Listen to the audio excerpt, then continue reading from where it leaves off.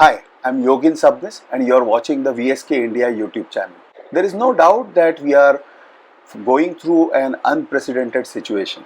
Remember, absolutely nobody knows how long this pandemic is going to continue and how the situation is going to pan out.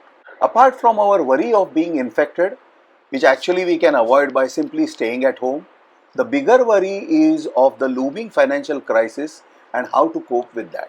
Now, there are some common sense strategies that one can follow. Firstly, you need to have a substantial emergency fund. This is to be kept aside for your expenses. Let me elaborate. A lot of businesses are going through turmoil. Some of them are already closed down, while some will go through a prolonged recessionary period. Jobs will be lost, salaries will be cut, there will be a lot of financial strain and hence mental trauma for a lot of people to face. So for the emergency fund, how much money do you really need and for how long?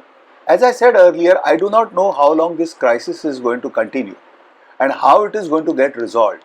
At this point in time, a lot of medical professionals and scientists are working very hard to find a solution to this pandemic, and I am hoping that the solution will come soon.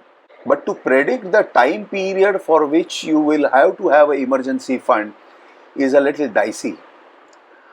Let me say a range of 6 months to 2 years. I have given a long range, but each one of you will have to assess and conclude on your own individual crisis duration. Whatever the duration, for this entire time period, you should be able to provide for your living expenses, you should be able to pay your insurance premiums, both life and health, and you should continue paying your EMIs if you have any home loans. So you will be well advised to cut down on your expenses even after the lockdown is over, as long as the recessionary period continues. A word on EMIs. I am aware that the facility of moratorium on 3 months EMIs is being offered by a lot of banks.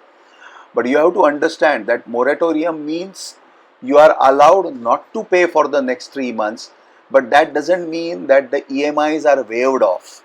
You have to pay these EMIs which are now unpaid over the next periods, whatever your remaining period is, and you have to pay interest on those 3 months that you have not paid.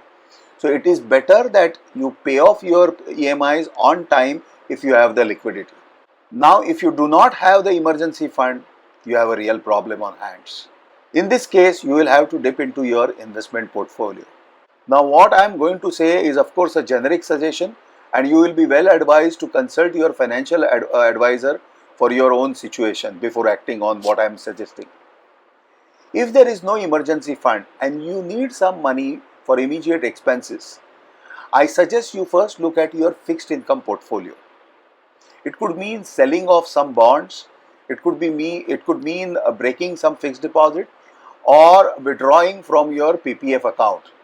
At this point, I do not recommend selling anything from your equity portfolio unless that is where predominantly you have invested and you have very little investment anywhere else. Then of course you have no choice. To those of you who have shown the farsightedness and maturity to anticipate this kind of a situation and have adequate emergency funds and more, I suggest this is a wonderful time to invest in equity. You do not have to think too much about which mutual fund or which stock to buy. You would be better off investing just into an index fund or an index ETF. However, remember that market is not going to go up in a hurry and you can stagger your investments over a period of time. Also be prepared to experience a situation where you see the market going further down after your investment is done. It is important not to panic.